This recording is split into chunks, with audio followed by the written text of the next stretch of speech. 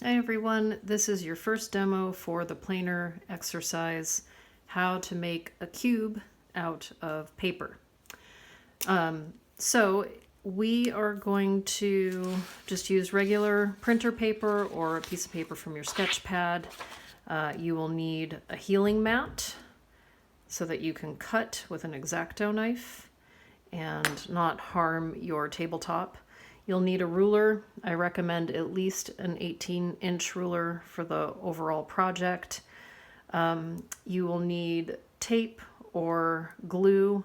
I have like this stick glue. I really wish I had double-sided tape, but I don't. So I'm going to improvise with this. So as we think about a cube in its three-dimensional form and then we unfold it so that it's a flat plane, think about a donut box, a gift box, a shoe box, right? It's got 6 sides to it. And if you think about making a template for your own box and assembling it, don't think necessarily about cutting out 6 individual squares. You can arrive at the solution in a faster and more efficient way. So what if we combine all of these squares together, and if you imagine that box unfolded in your mind's eye, it might look something like a lowercase t, like a cross, right? Or as a capital T, which for my purposes is going to be just a little bit easier to construct, right? But here we have our 6 squares and they're just all connected. If you think about that donut box or any other kind of gift box, oftentimes there are little flaps that are built into the structure, and that makes the assembly a bit easier. So I will draw out a template that looks something like this, right? I've got my 6 panels plus these little tabs to make the assembly a lot easier. Okay, so that's just my sketch. Now I'm going to get to work. I'm not going to draw my capital letter T just in the middle of this piece of paper. I'm going to use the fact that I've got a horizontal edge and a vertical edge that create a perfect 90 degrees. And I'm going to use that part, that architecture of the paper to my advantage. All right. So here we go. I'm butting the edge of the ruler up against the edge of the paper. And I'll try not to stick my head in the camera view. And I'm making sure that this edge is actually parallel with the edge of the paper. So we want to be hyper vigilant about parallel and perpendicular lines and measuring properly. So if my ruler is not lined up with the edge of the paper, if it's something like this, you can see that I'm not going to, I can draw a straight line, but it's not going to be parallel with the edge of the paper. So butting my ruler up against the edge, and then looking to see if this ruler edge looks parallel to the paper edge, and it does. And I'm going to start my measurements at the 1/2 inch mark because I want that extra little bit for the tab. All right, so I'll just kind of mark both sides of the ruler here. So if I'm making a 2-inch cube, my first box, my first side will be at 2.5, and then the next one will be at 4.5. The next one will be at 6.5, and then 7 inches will mark that next little flap that I make. Okay, so I've got 1, 2, 3 lines, marks on the paper to mark out my squares. Now, I don't want to just start randomly drawing lines down because who knows if they're going to be parallel. That's really important here. So if you've ever heard the term measure twice, cut once, it's a really smart bit of advice to follow so that you get accurate measurements. So once again, I'm butting the ruler up against the edge of the paper, 1/2 inch mark for my tab. Oh, I just realized that I can't see. Oh yeah, never mind. 2.5, 4.5, 6.5, and 7. Okay, now I've got 2 marks to line my ruler up against. I'm still going to take that extra precaution, line the edge of the ruler up with the edge of the paper, and then I'm going to draw down 2 inches. And then remember, this extra little bit is for the flap, which I don't have to be quite so careful about. This middle section is going to become the middle panel, but if I'm thinking about that capital letter T, it'll be the other 3 panels as well. So make a mark at the 2 inch and the 4 inch, the 6 inch, and the 8 inch, and then another 1/2 inch for the flap. And then I'm going to do the same exact thing here.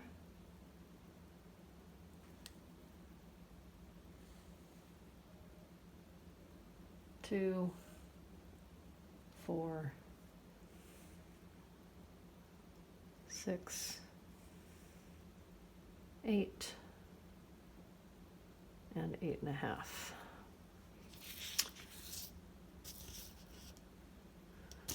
And then let's just measure 2 inches down from the top over here so that I've got 4 dots to connect. Oops, that was my head. It's really hard to do this and look close without bumping this phone. So lining up the ruler, making sure it touches all my dots, but it also looks like I'm against the edge of the paper.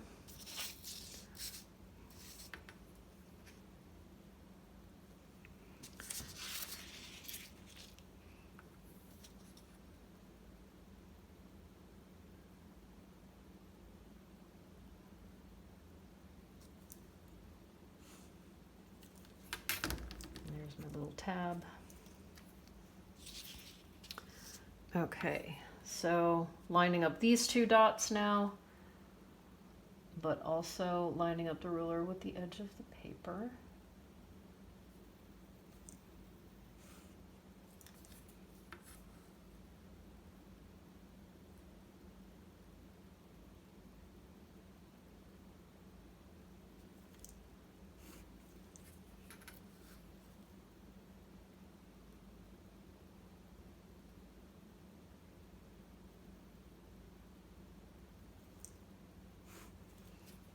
All right. And if I remember correctly, I need tabs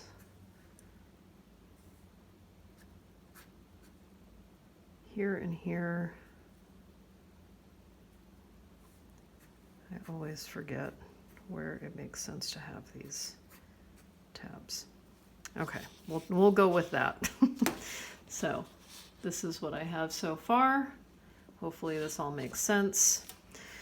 And now I'm going to cut out my shape.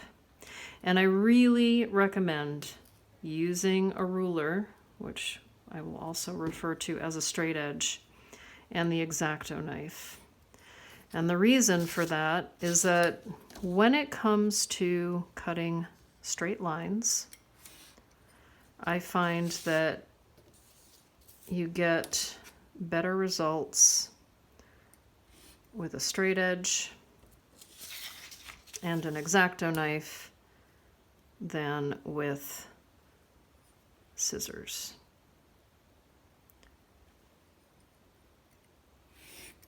And maybe that's just my deficit, but I find that sometimes when you're cutting with scissors, the paper tends to shift, especially if they're not great scissors. If they're dull, or you've used them to cut things other than paper, like, I don't know, wire from your last project, perhaps.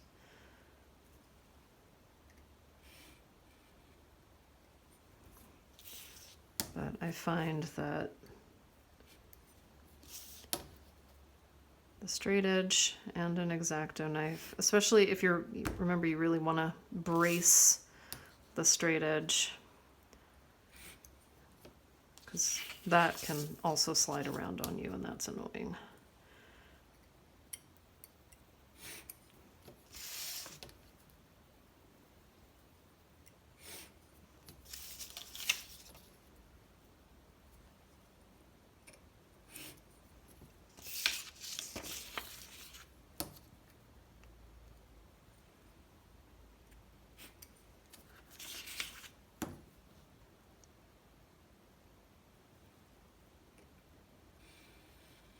You get the idea of what I'm doing. Please feel free to fast forward part of this.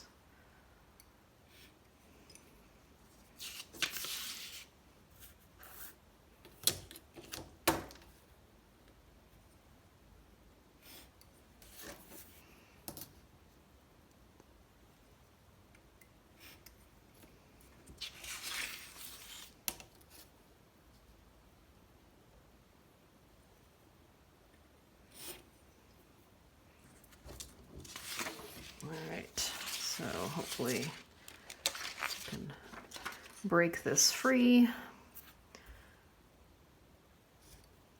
Slice off these last two little corners.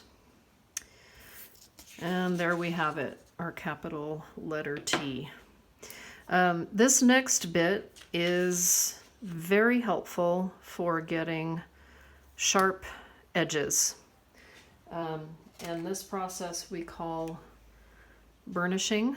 So you're going to use your ruler again, and you're going to hold the ruler against your lines, and it helps to have something handy like your X-Acto knife to slide under the tab.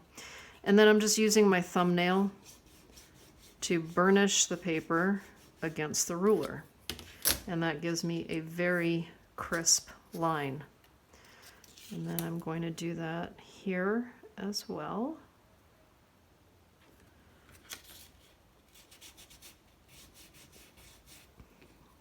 All the way down.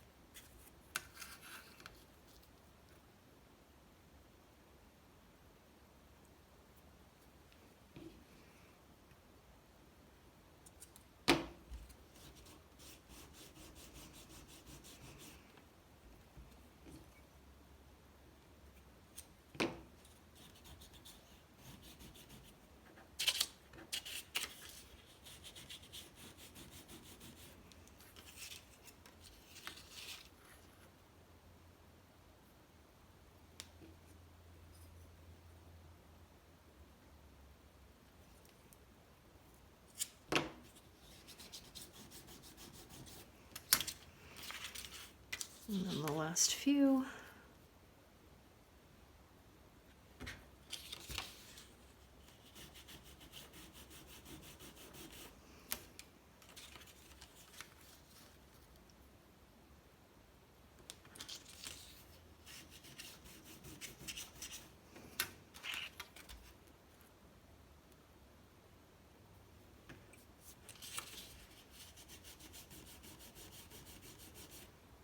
All right. So you can see that once you burnish all the lines, that the cube almost starts to make itself. It just makes the assembly so much easier. So now I'm going to fold the tabs. If I had double-sided tape, I would put it on this little flap and then start to close things up. I'm going to try it with the stick glue and see how it goes.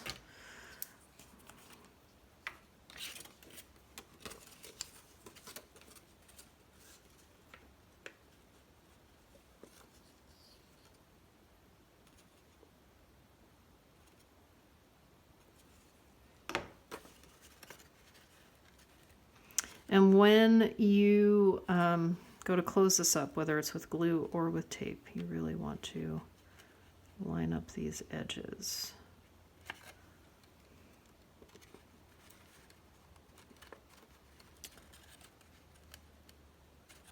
I'm going to take advantage of the fact that I can reach inside of my cube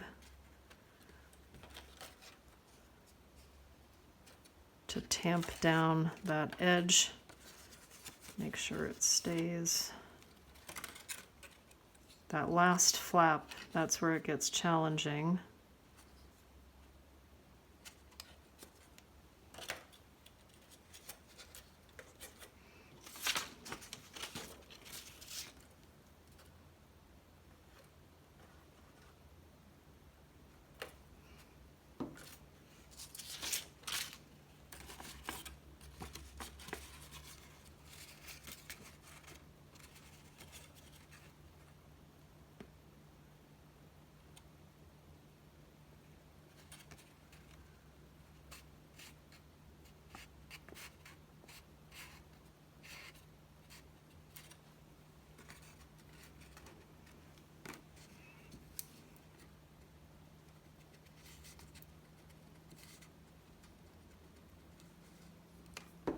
Ah, no, don't fall apart.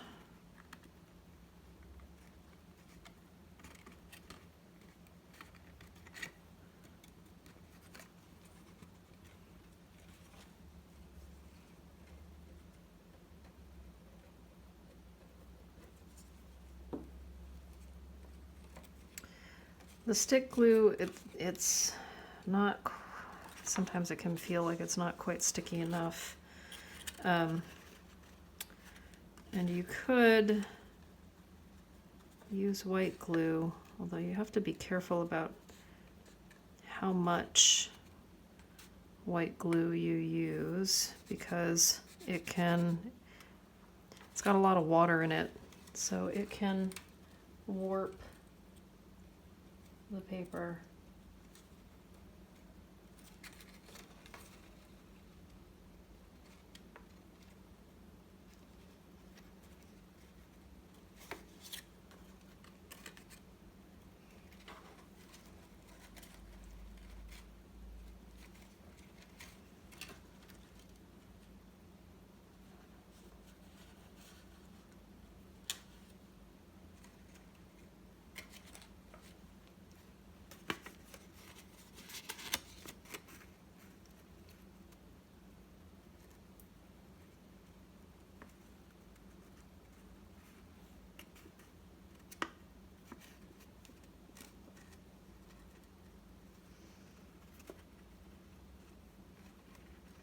So one of the goals of this is to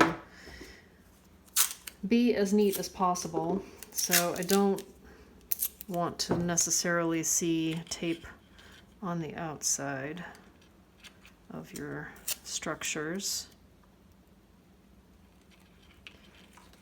but you could use tape on the inside.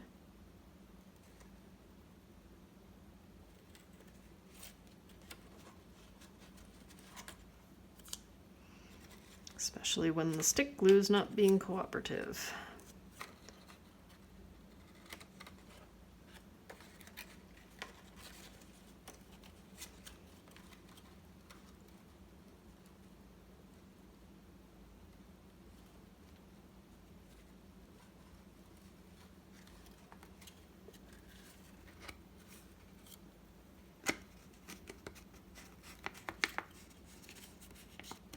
Okay, so,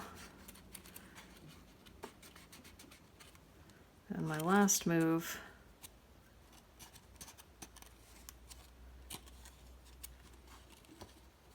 is to tuck these last flaps in.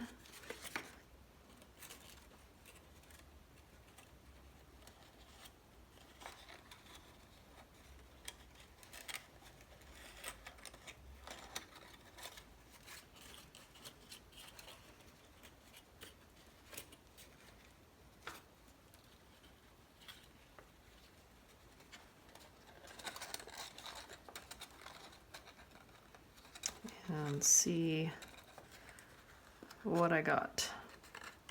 So I'm a little short. Things that can go wrong, even when you think you've measured properly. So, yeah,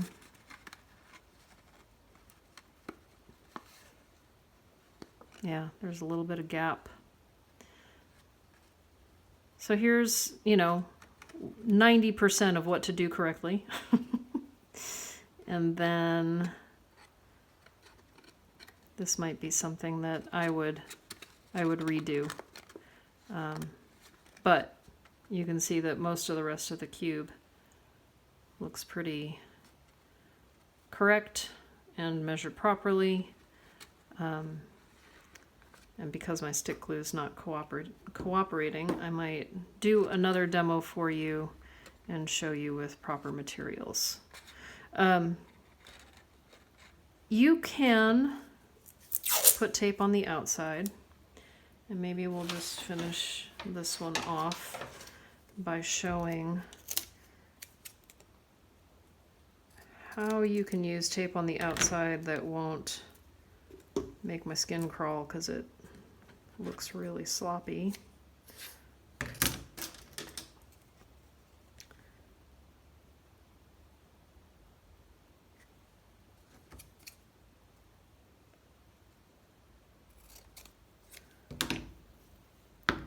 I'm measuring the 2 inches.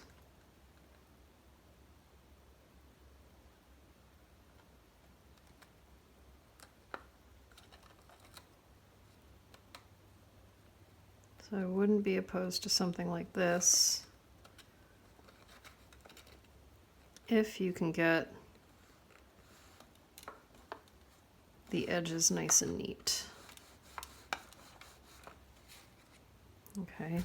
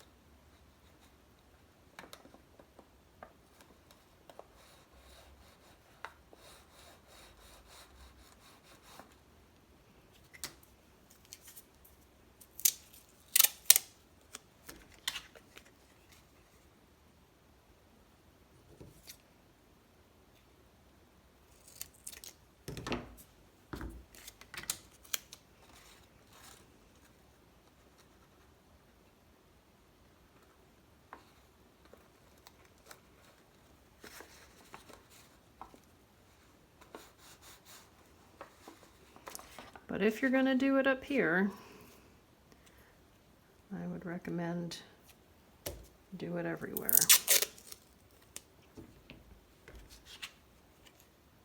Make it part of the design of your cube.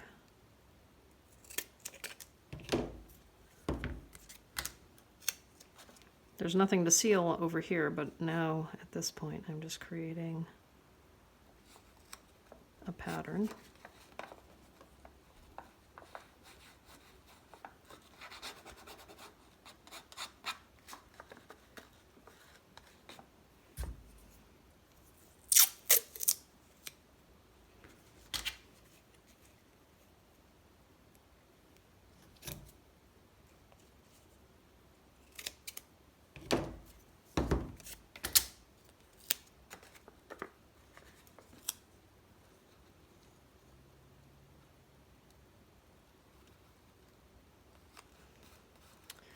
If you take the time to think about it, there are always ways to cover up your sins.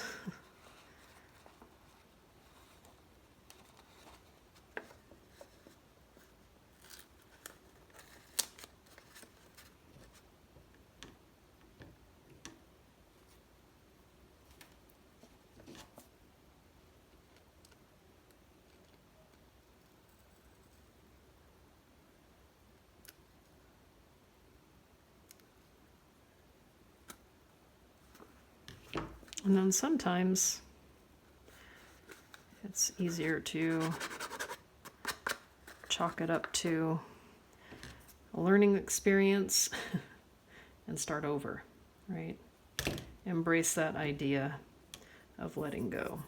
Just like when you crushed one of your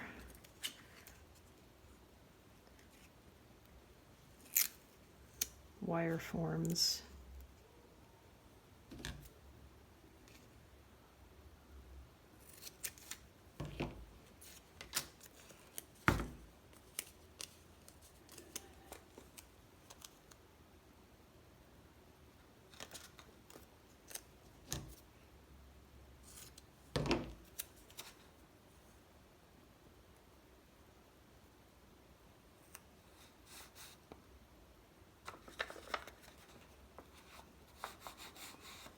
Right, so you get the idea. I would just do that on all of the edges, and then I have a pretty okay cube.